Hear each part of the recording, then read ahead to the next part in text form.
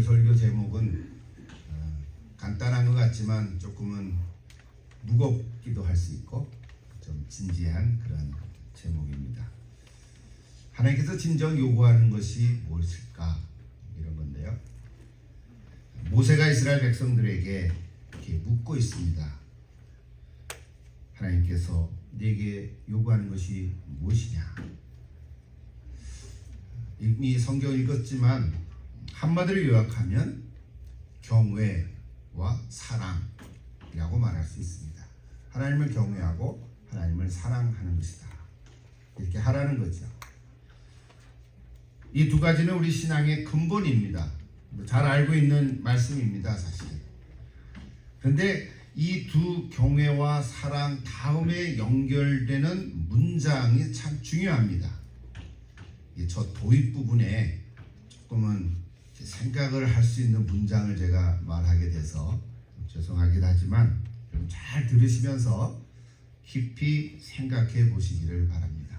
제가 천천히 이렇게 읽겠습니다. 경외하면 순종이 뒤따르고 사랑하면 섬김이 뒤따릅니다. 그러나 경외 없는 순종은 겉모습만 드러낸 외식이 되고 사랑 없는 섬김은 자기의 의를 드러내는 자기 만족으로 변질됩니다. 그러니까 진정한 경외와 순종은 무서워하는 복종이 아니고 마지못해서 하는 봉사가 아닙니다. 머리에 쥐나지 않으시죠? 우리 하나님 경외, 하나님 사랑, 우리 얼마나 많이 얘기하고 기도하고 찬송 부릅니까? 오늘은 저 두 단어인데요. 여러분 저 문장을 또 보고 들으시면서 이해하실 수 있는 줄로 믿고요. 다 동의하실 줄로 압니다. 여러분 주변을 한번 살펴보십시오. 근데 그렇지 못한 분들을 발견할 수 있을 텐데요. 여러분 인생이 무너지는 것은 우리 살아가면서 힘들고 어려운 때문도 아니고요. 물질이 부족하거나 또 나이가 들어서도 아닙니다. 우리 인생이 무너지는 것은 하나님에 대한 경외가 실종되고 하나님에 대한 사랑이 부재하기 때문입니다. 그러나 무너진 인생을 회복하는 길은 다시 하나님을 경외하고 하나님을 사랑하면서부터 시작한다고 믿습니다. 오늘 신명기 10장 12절부터 22절의 말씀이 바로 저 주제를 이야기하고 있습니다. 가나안으로 들어가기 전에 모세가 이스라엘 백성들에게 제 2세 자녀들이죠. 하나님께서 내가 네게 요구하는 것이 무엇이냐 라고 하는 말씀을 대언하면서 그 질문에 대한 답을 이제 12절에서 이제 하고 있습니다. 좀 더 구체적으로 나오죠. 이스라엘아, 네 하나님 여호와께서 네게 요구하는 것이 무엇이냐? 곧 네 하나님 여호와를 경외하며 그 도를 행하고 나그네를 사랑하며 마음을 다하고 뜻을 다하여 네 하나님 여호와를 섬기라. 이렇게 말씀하고 있습니다. 여러 가지로 표현할 수 있겠죠. 그런데 놀라운 건요, 그 다음 13절에 있습니다. 13절 다시 한번 같이 읽어볼까요? 내가 오늘 내 행복을 위하여 네게 명하는 여호와의 명령과 규례를 지킬 것이 아니냐 그랬어요.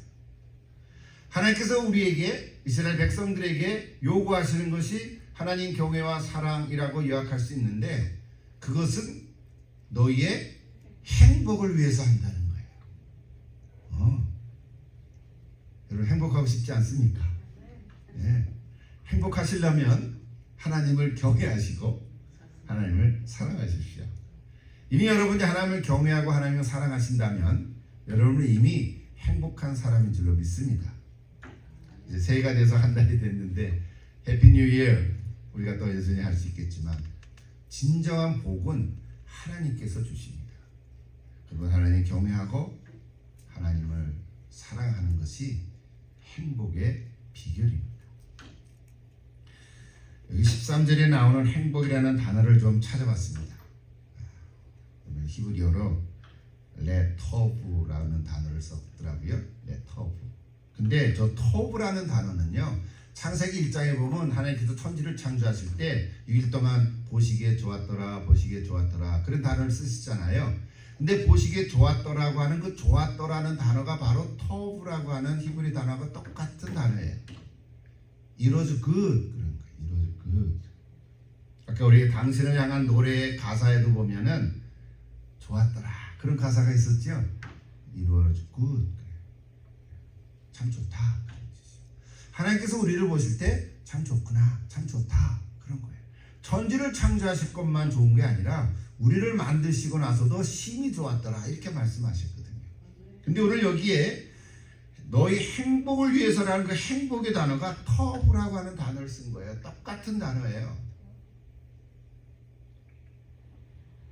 메시지 성경을 보니까 이것이야말로 잘 사는 길이다 이렇게 의역을 했어요. 행복이라는 단어 대신에 잘 사는 길이다. 행복한 게 뭘까? 그 주제를 갖고도 설교를 할 수 있겠지만 잘 사는 것이다. 뭐가 잘 사는 거냐? 돈 많은 게 잘 사는 거냐? 아니다. 행복한 것이 잘 사는 거다. 여러분 행복하십시오. 네, 행복하십시오. 그러니까 쉽게 말하면 네가 잘 되라 이런 의미예요. 하나님께서 우리에게, 이스라엘 백성들에게, 그리고 오늘날 예수 믿는 사람들에게 너 참 잘 되면 좋겠다. 너 정말 행복하면 좋겠다. 너 참 좋은 사람이다. 좋으면 좋겠다. 라고 하나님께서는 기대하시는 거예요. 그래서 이렇게 해라는 거예요. 그러니까 하나님께서 우리에게 기대하시는 것은 좋으라고, 행복하라고, 잘 되라고 이런 말씀을 하시는 거예요. 우리는 오해해서 하나님께서 어떤 말씀을 주시고 율법을 주면 저거 어떻게 지키나? 내 자유가 다 이렇게 저해되고 얽매이고 하라 하지 말라 이런 것 때문에 내가 힘들다 라고 생각하는 건 굉장한 오해인 거예요. 하나님 우리를 행복하게 하시라고, 잘 되라고 말씀을 주는 줄로 믿습니다. 여러분, 우리 거의 모든 부모님들은 자녀들을 잘 되기를 바라는 마음이 있죠. 그렇지 않은 부모가 혹 있나요? 아마 도둑질을 하는 부모도 자녀들에게는 너는 도둑질하지 말아라 라고 가르칠 거예요. 그러면서 이런 말을 저런 말을 하시죠. 하나님 믿어라, 순종해라, 착한 마음을 가져라, 욕심 부리지 마라, 거짓말하지 마라, 열심히 공부해라, 등등 나쁜 짓 하지 마라. 근데 자녀들은 어떨 때는 이것을 잔소리로 들을 수도 있지요. 따르기 싫어하다 보니까 거부하기도 하지만 이런 이야기들 하는 부모 마음은 뭡니까? 자녀들이 잘 되기를 바라는 마음뿐일 거예요. 그렇지 않습니까? 잘 되기를 바라는 거예요. 자녀가 잘 되기만 한다면, 너희들이 행복하기만 한다면, 내가 아무리 힘들고 어려운 일에도 내가 마다하지 않고 내가 다 감당할 거야. 이게 부모의 마음이지. 여러분도 오늘까지 그렇게 살아오지 않으셨습니까? 여러분 지금까지도 혹 아직도 일하고 계신 분들이 여러분 계신데, 내가 일을 이렇게 힘들게 그만두고 싶은데 또 할 수 있는 것은, 또 하는 것은 내 자녀들이 잘 되기를 바라는 마음에서 하는 것일 거예요. 마찬가지로 하나님께서도 오늘 우리 하나님의 자녀들에게 하나님을 경외하고 사랑하라는 말씀을 주신 것은 너희들이 잘 되기를 바란다, 너희들이 행복하기를 바란다 하는 그 마음이십니다. 여러분 분명하시죠? 다시 한번 요약합니다. 하나님을 경외하면 그 말씀에 순종하게 되고, 하나님을 사랑하면 진심으로 섬기게 될 것입니다. 하나님을 경외하면요, 세상 말에 귀를 기울이는 대신에 하나님이 주시는 말씀을 듣고 싶은 마음이 생길 것입니다. 그래서 하나님 주신 말씀, 우리는 기록된 성경을 읽고 묵상하고 싶어 합니다. 자꾸 읽고 싶어 합니다. 하나 읽으면 더 읽고 싶고 점점 더 사모하는 마음을 갖게 되는 거죠. 그러다가 어느 단계에 가면 말씀이 꿀처럼 다는 그 지경까지 이르면 얼마나 좋겠어요. 너무 재밌는 거예요. 너무 맛있는 거예요. 막 시간 가는 줄을 모르는 거예요. 여러분 그렇게까지 한번 가보면 참 좋겠습니다. 한번 가보십시오. 그런 말씀에 순종하게 될 것입니다. 하나님을 사랑하면 오직 하나님만 섬기게 될 것입니다. 우상에게 절하지 않을 거고요. 거들떠보지도 않을 것입니다. 우리가 보이는 금송아지만이 우상이 아니라 하나님보다 더 사랑하는 것은 무엇이나 우상이라고 이건 우리가 여러 번 얘기했잖아요. 귀에 딱지가 않죠. 현대판 우상은 일단 돈일 수도 있죠. 많은 사람이 돈을 섬깁니다. 물질 숭상을 합니다. 집이나 자동차나 소중히 여기는 것들 이게 다 우상이 될 수도 있습니다. 그런 걸 가지지 말라는 말이 아니라 하나님보다 위에 놓으면 우상이 된다는 거죠. 자녀가 우상이 될 수도 있습니다. 남편이나 아내가 하나님보다 더 사랑한다면 배우자도 우상이 될 수 있습니다. 그러므로 무엇이든지 하나님보다 더 사랑하고 위에 두면 우상이 된다는 거죠. 이 얘기는 우리가 너무 많이 잘 알죠. 다시 한번 확인해 보십시오. 나는 진정 하나님을 경외하고 있는가? 나는 진정 하나님을 사랑하고 있는가? 그렇다면 말씀을 사모하게 될 것이고요. 온전히 섬기는 삶으로 살아가게 될 것입니다. 무엇보다도 하나님 주신 말씀을 여러분 사모하는 마음, 영의 양식으로 삼으시고 묵상하시고 그러면 한 가지씩 순종하게 될 것입니다. 교회를 섬기고 또 다른 사람들을 돌보고 그럴 때도 억지로나 마지못해서 하지 아니하고 진심으로 섬기게 될 것입니다. 기쁨으로 감당할 것입니다. 맞죠? 자, 그렇다면 이제 하나 더. 그렇다면 이 두 가지를 잘 알았는데 그럼 구체적으로 어떻게 하면 이 일을 할 수 있을까? 그것이 오늘 16절에서 보여주고 있습니다. 16절 같이 한번 읽읍시다. 그러므로 너희는 마음에 할례를 행하고 다시는 목을 곧게 하지 말라. 16절에는 두 가지를 얘기하고 있죠. 첫째는 뭡니까? 마음에 할례를 행하라. 목을 곧게 하지 말라. 메시지 성경을 보니까 마음에 굳은 살을 베어내고 마음에 할례라는 단어를 마음에도 굳은 살이 베낄 수 있죠. 딱딱해지는 거예요. 제멋대로 고집 부리는 것을 멈추라. 이렇게 번역을 했습니다. 자, 첫째 하나 같이 보십시다. 마음에 할례를 행하라. 여러분 할례가 뭔지는 다 아시죠? 성경에 보면 창세기 17장에 제일 먼저 나옵니다. 창세기 17장 10절 11절에 보면 너희 중 남자는 다 할례를 받으라. 이것이 너희와 너희 후손 사이에 지킬 내 언약이니라. 너희는 표피를 베어라. 이것이 나와 너희 사이의 언약의 표징이니라. 이거는 아브라함에게 이삭을 낳기 전에 99세 때 하나님께서 주신 말씀이에요. 할례를 행해라. 그래서 모든 이스라엘 남자들은 난지 8일 만에 할례를 행해왔습니다. 예수님 때까지도 행했습니다. 지금도 유대인들 가운데는 하는 분들이 있죠.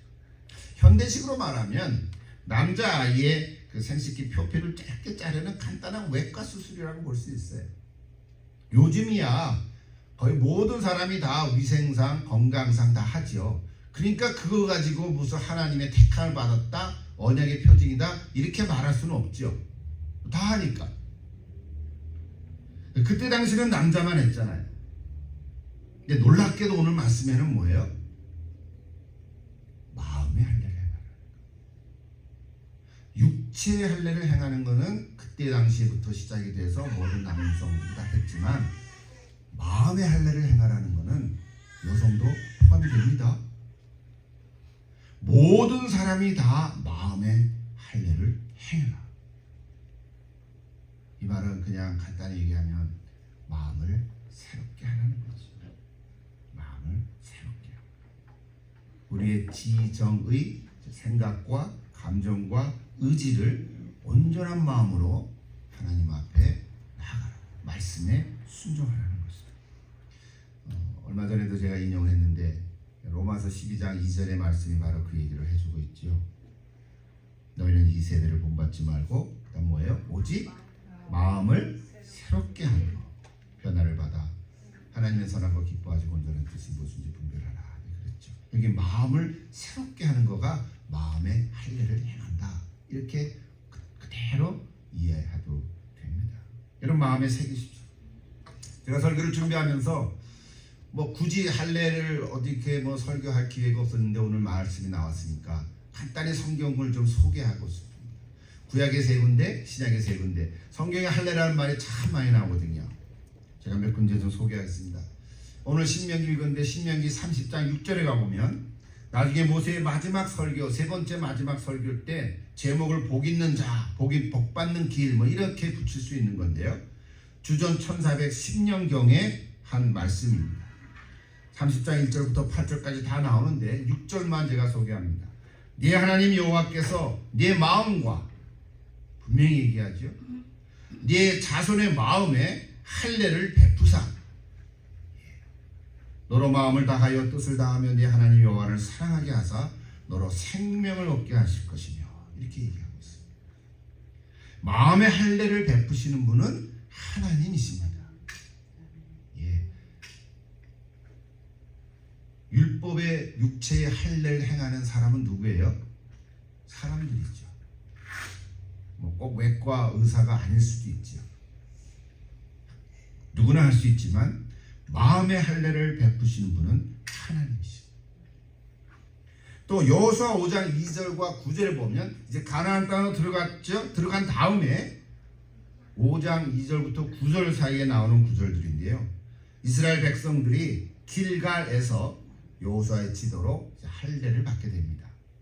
3절 보면 여호수아가 부싯돌로 칼을 만들어 할례산이라고 나오는데요. 사실은 기브얏 하라롯 산이라고 이름이 나오는데 나중에 그 이름을 길갈로 바꾸죠. 우리 수치를 없애버렸다. 그런 뜻이 길갈이라는 뜻인데요. 하여튼 할례산에서 이스라엘 자손들에게 할례를 행합니다. 누가요? 여호수아의 지도로 행합니다. 5절에 보면 그 나온 백성은 다 할례를 받았으나 다만 애굽에서 나오는 광야길에서 난 자는 할례를 받지 못하였습니다. 그럴 거 아니겠어요? 광야에서 태어난 사람들은 이제 아이들인데 원래는 8일 만에 할례를 행해야 되는데 왜 못했는지는 성경이 없지만 여력이 없었을 거예요. 광야 생활하면서. 그래서 이제 가나안으로 들어간 다음 여호수아 지도로 아직 할례 받지 못한 이스라엘 백성들에게 다 할례를 행하는 구절이 여호수아 5장에 나옵니다. 하나만 더 볼까요? 예레미야 9장 26절인데요. 또 17절부터 26절까지 쭉 나오는데 25절만 있습니다. 여호와의 말씀이라 보라 날이 이르면 할례 받은 자와 할례 받지 못한 자를 내가 다 벌하리니 그랬어요. 26절 보세요. 애굽과 유대와 에돔과 암몬 자손과 모압과 및 광야에 살면서 살적을 깎은 자들에게라 무릇 모든 민족은 할례를 받지 못하였고 이스라엘은 잘 보세요. 마음의 할례를 받지 못하였느니라. 자, 이방 민족은 원래 할례를 받지 못한 사람들이죠. 할례 없는 백성들이죠.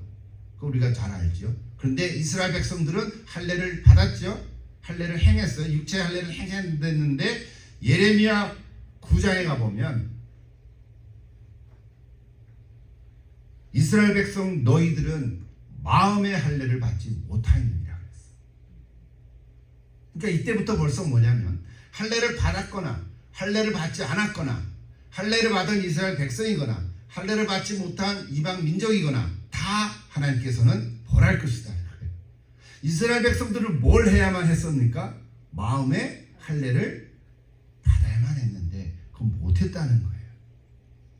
이 시대는 지금 이스라엘 역사 중에서 남유다가 멸망하기 전에 예레미야 선지자가 하나님 말씀을 대언하던 그런 상황이었던 거예요.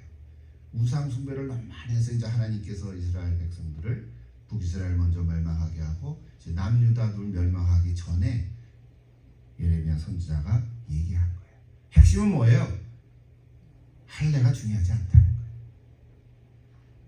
아니 창세기 10장에 아브라함을 통해서 난지 8일 만에 모든 남자는 다 할례를 행하라. 이것이 너의 언약이다. 내 언약이다. 언약의 표준이다. 해냈는데 이제 역사가 흘러가지고 예레미야 선지자 이제 멸망하기 직전의 이스라엘 백성들에게는 너희가 할례를 그냥 행했다 하더라도 할례를 분명히 행했는데 그래서 언약의 백성 하나님의 백성이 됐는데 마음의 할례를 행하지 않으면 너희도 벌하리라고 하나님 말씀하시는 거예요.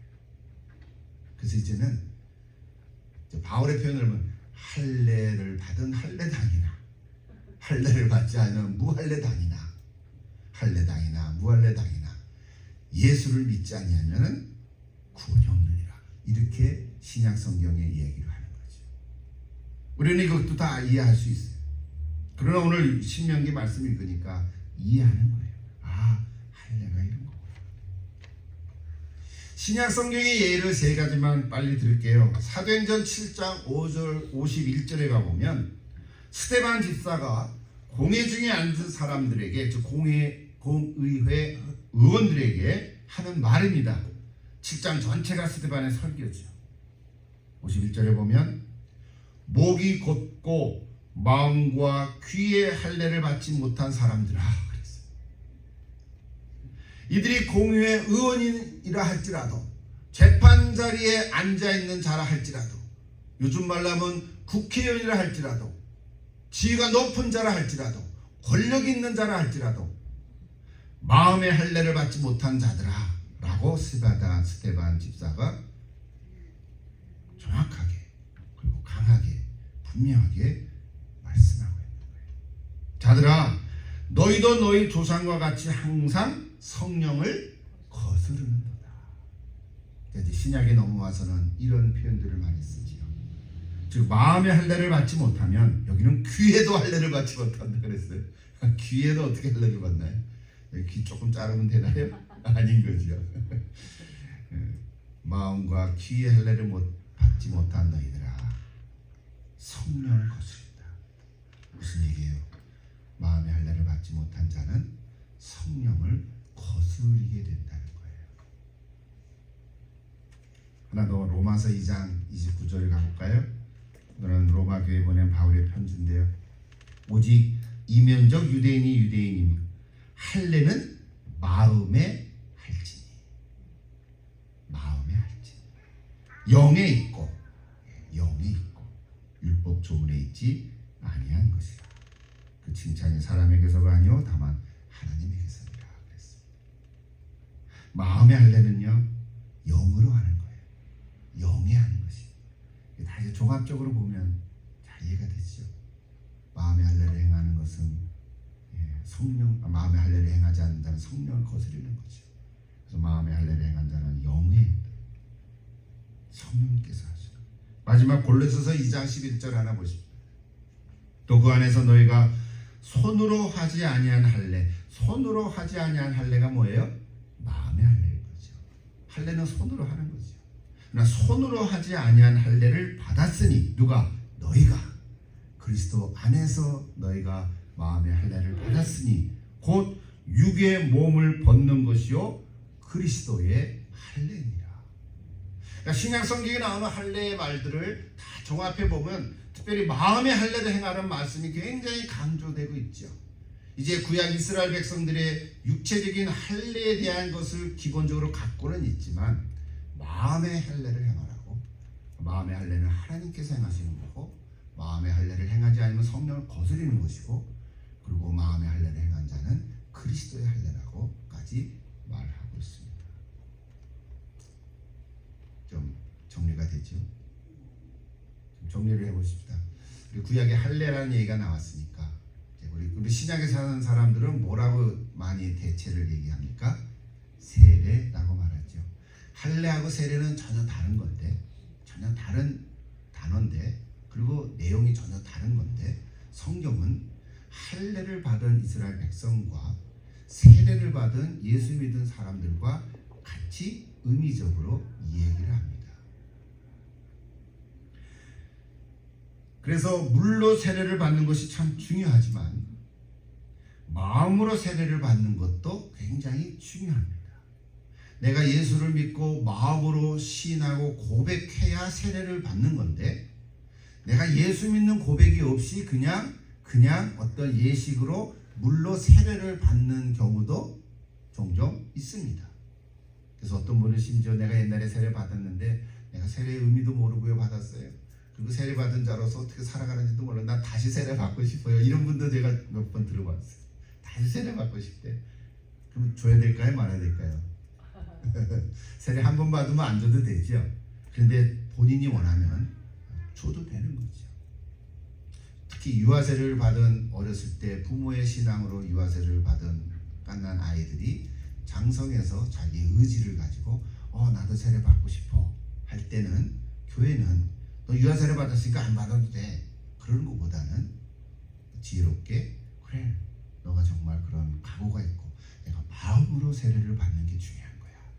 물로 세례 한 번 또 뭐 풍덩 담가둘지 머리에 물을 얻든지, 그거보다 중요한 건 마음으로 세례를 받는 것이 더 중요한 거야 라고 가르치면서 세례를 베풀 수도 있습니다.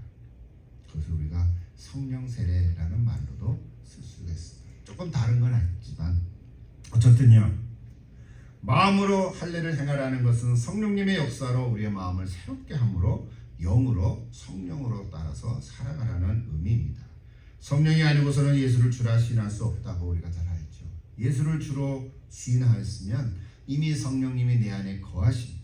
성령이 내 안에 거하시면 이제 성령의 말씀을 따라서 순종해야 되는데, 성령께서는 내 안에 계신 하나님의 말씀이 많으면 많을수록 그 말씀을 순종하도록 자꾸 말씀을 들려주십니다.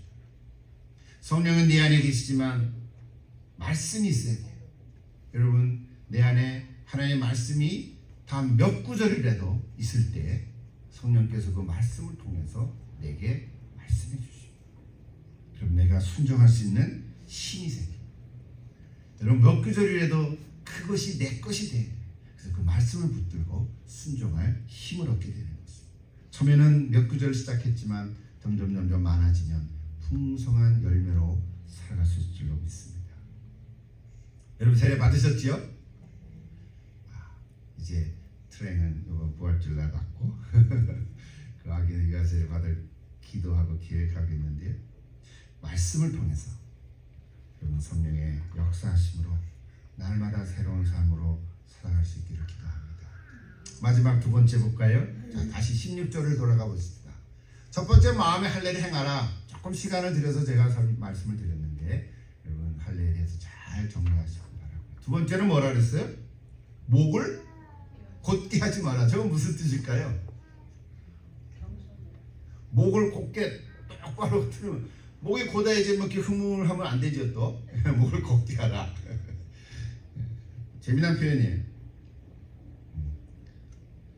이게 영어로 보니까 do not be stiff necked라고 했어요. neck.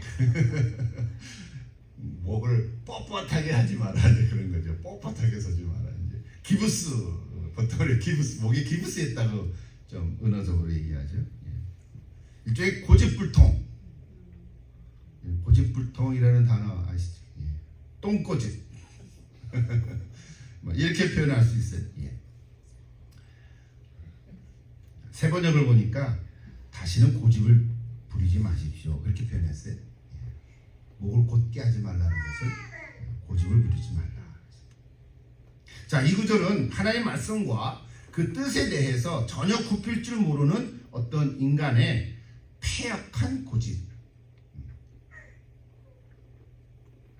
어리석은 거만함을 나타낼 때 사용하는 일종의 관용어적인 표현입니다. 성경의 관용어적인 표현인데요. 재미난 얘기들이 많은데 시간이 없어서 다 못하고요. 두 가지만 얘기를 해볼게요. 여러분, 민수기 21장에 보면 전에도 한번 언급을 했습니다만, 이스라엘 백성들이 광야 생활할 때 날도 덥고 길도 험하고 물도 이제 없고 맨날 만나만 먹으니까 냄새도 나고, 그래서 모세를 원망하고 하나님께 불평불만을 했어요. 그때 하나님께서는 불뱀을 보내주셨어요. 광야 생활할 때 불뱀을 보내서 불뱀에 물린 사람이 생기기 시작한 거예요. 이제 죽을 것 같거든요. 그러니까 그냥 모세에게 더 기도해달라니까 하나님께서 기도를 하니까 하나님께서 어떻게 하셨어요? 모세가 갖고 있는 게 그냥 지팡입니다. 그 지팡이에 노수 이렇게 핑핑 감아가지고 노뱀 같이 이렇게 들어가지고 노뱀을 넓이 들러라.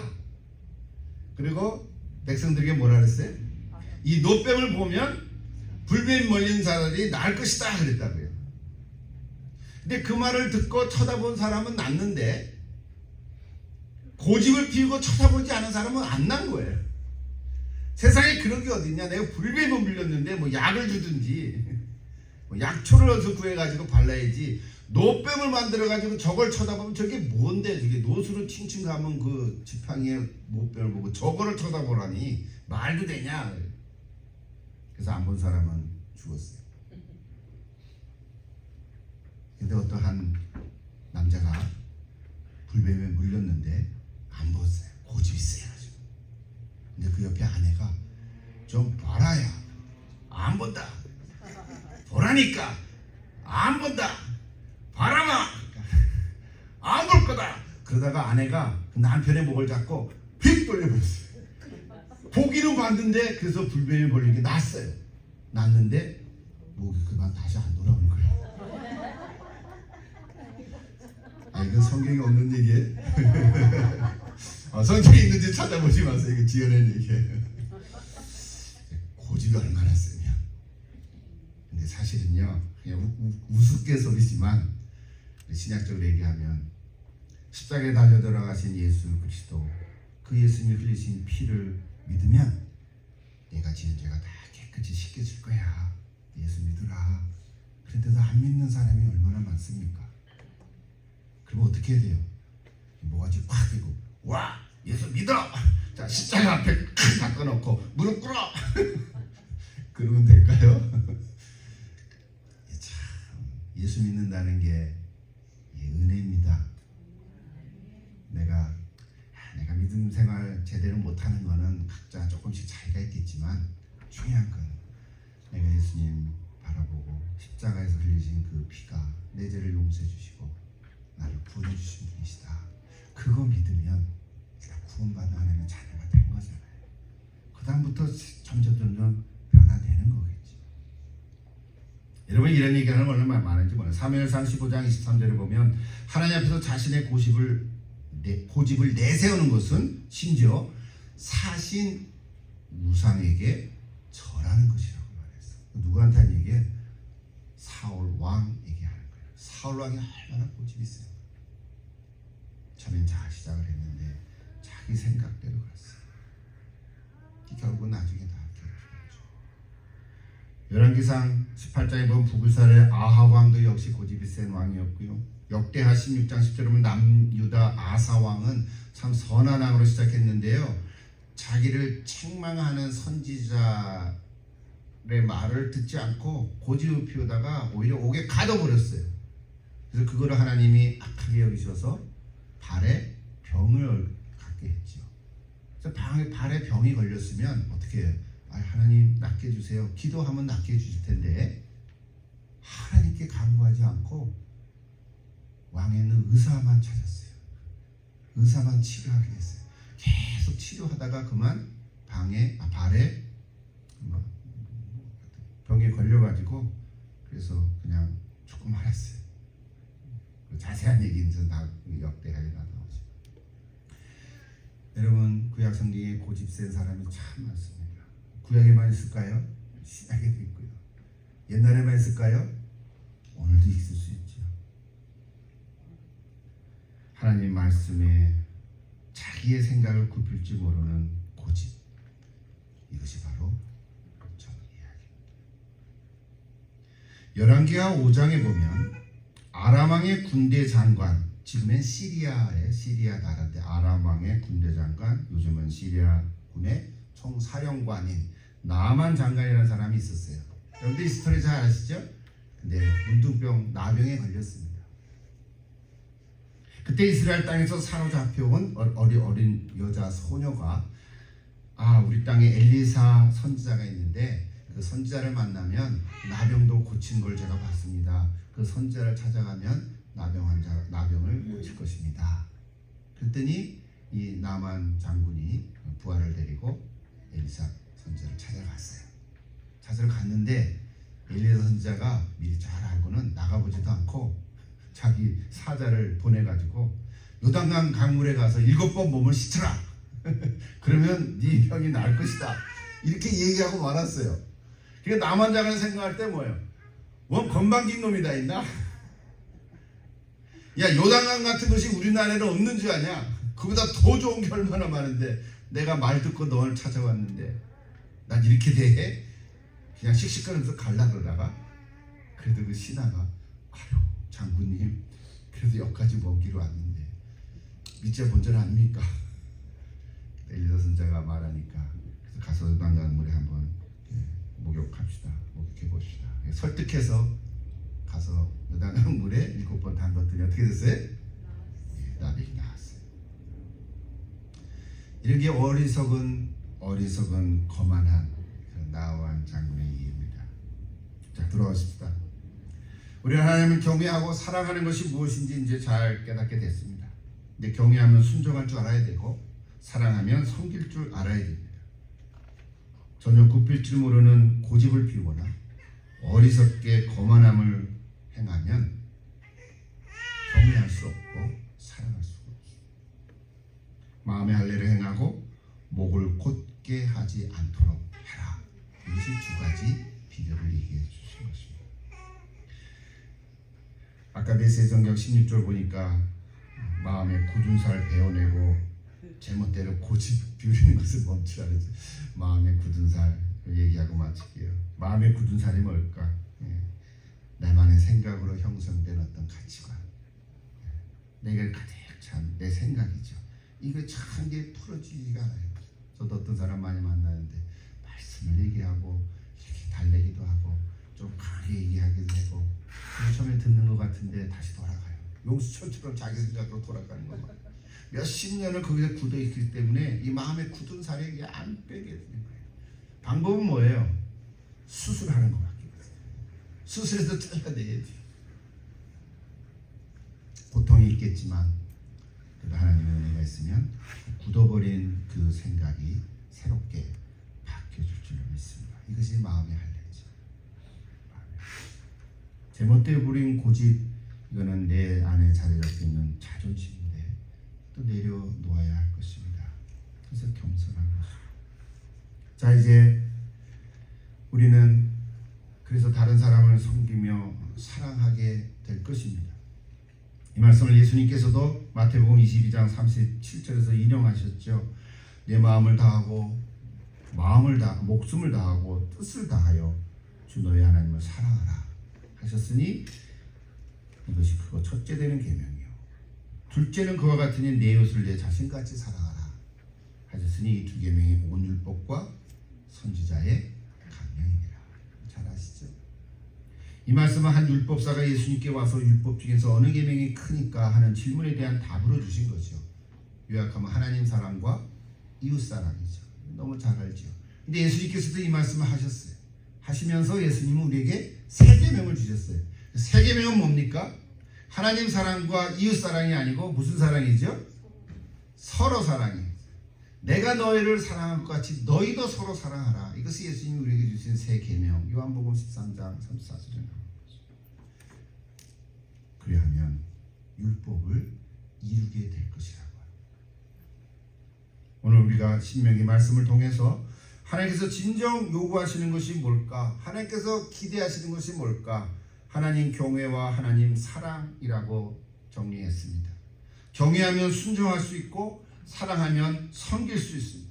이를 위해서 마음의 할례를 행하고 목을 곧게 하지 말라고 오늘 모세를 통해서 하나님 우리에게 말씀해 주셨습니다. 오늘 본문을 통해서 우리가 고아와 과부에게 정의를 행하고 나그네를 사랑하며 대접한 것처럼 하나님께서 하신 것처럼 오늘 우리도 나그네를 사랑하라고 말씀을 주십니다. 우리 눈을 돌려 우리 이웃을 보면서 우리가 다 할 수가 없죠. 우리 아까 권사님 기도한 것처럼 참 힘들고 어려운 사람에게 다가가서 따뜻한 손 한번 잡아주고 뭐 먹을 거 하나 준다 하더라도 또 형편되는 대로 우리가 그렇게 하게 되면 그래도 우리가 한 걸음을 나그네를 대접하는 삶으로 살아갈 수 여러분 나그네가 뭡니까? 돌아갈 집이 없는 사람이잖아요. 정처 없이 떠도는 사람을 우리가 나그네라 그러는데, 근데 우리는 돌아갈 본향이 있습니다. 돌아갈 본향이 분명합니까? 아멘. 오늘 주신 말씀 700년이 지난 후에 미가 선지자가 한 구절로 이렇게 요약해 줬어요. 같이 읽어볼까요? 미가서 6장 8절입니다. 지나가. 미가서 6장 8절 같이 한번 읽으십시다. 사람아, 주께서 선한 것이 무엇임을 네게 보이셨나니 여호와께서 네게 구하는 것은 오직 정의를 행하며 인자를 사랑하며 겸손하게 네 하나님과 함께 행하는 것이 아니냐. 물론 단어는 조금 바뀌어졌지만 미가 선지자는 700년이 지난 후 주전 740년에 활동했던 선지자를 통해서 하나님께서 정말 원하시는 것은 공의와 사랑을 베풀고 그리고 겸손하게 하나님과 동행하는 것이라고 말씀해 주셨습니다. 사랑하는 여러분, 오늘 신명기 말씀을 통해서 이제 우리는 더욱 생명샘이 흐르는 하나님 말씀을 사모할 수 있기를 기도합니다. 우리가 날마다 매일 성경 읽지만 날마다 읽고 묵상하면서 마음의 굳은 살을 베어내고 고집을 부리지 않고 오직 하나님을 경외함으로 말씀에 순종하고 사랑함으로 섬길 수 있는 오늘 저와 여러분이 다 될 수 있기를 예수님의 이름으로 축복합니다. 같이 기도하겠습니다.